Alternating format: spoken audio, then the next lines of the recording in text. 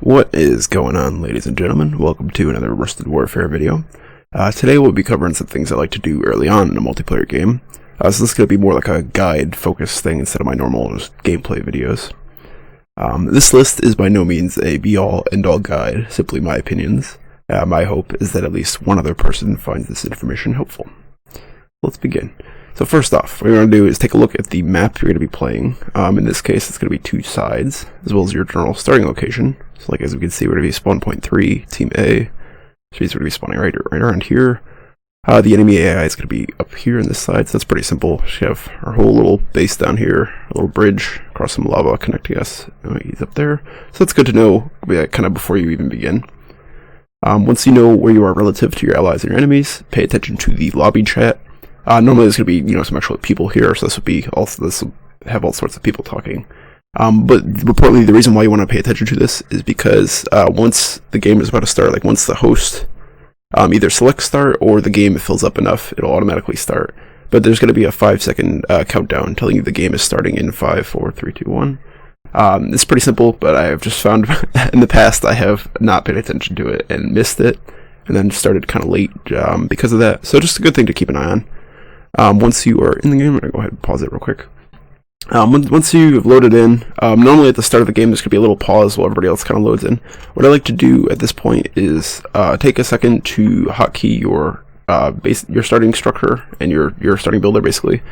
I like to put the command on number 4 and the workers on number 3. This leaves space for 1 and 2 keys to be used for my army. And the way you hotkey units or structures is by selecting them. It's like, say for instance I want to hotkey the command to number 4, I'll click on it, hold down control, and then press number 4. That basically assigns it to code group 4, and now whenever I tap 4, it'll if I say for instance click on this, and then tap the number 4, it'll bring up the command again. That's very helpful. Also, if you double tap it, it'll center the screen on your selection. Again, very useful if you need to check on something very quick. Alright, once that's all set, we can move on to actually starting to play. So let's get this unpaused. I have a little builder. What I like to do right off the bat is see where the first resource pool is. These are the little small green and black holes in the ground, and as the name suggests, you get resources from these. This is done by selecting your builder, which at this point we have hotkeyed. Unpause it. There we go. You select your hacker, have him build an extractor over top the resource pool. The extractor will snap to the pool and turn green once you're in the right spot, as you can see here. Once that is complete, it will raise your income. This is rather important because everything in this game simply costs money, and as you can see up here like that, the plus in the parentheses is our income. The number on the left is how much we actually have. And so basically, this is the one of the 2 ways to raise your income. This is definitely the superior way for sure. So you definitely want to get these going as soon as you can. They're just much faster, much more cost efficient to build than fabricators. So you always want to try and get as many of these up as you can before you start worrying at all about fabricators. I've actually found from my own personal experience in the past that constructing too many fabricators too early will leave you with not enough money for defense, for offense, for anything really, and people can just come over and kill you. So, once you get that going, once you have your command structure hotkeyed, I like to start 2 more builders.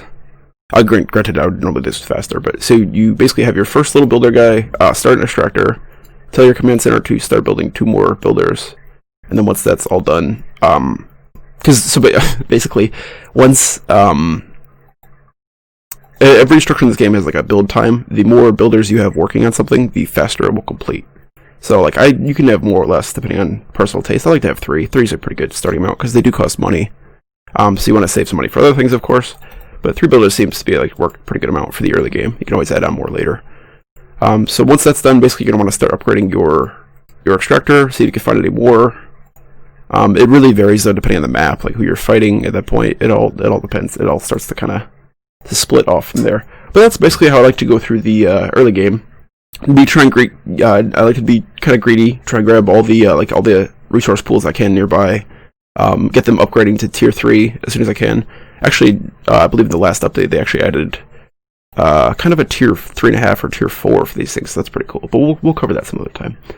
This is basically just a nice intro to let you guys know, what I like to do early game. But I hope everyone enjoyed. See you guys next time.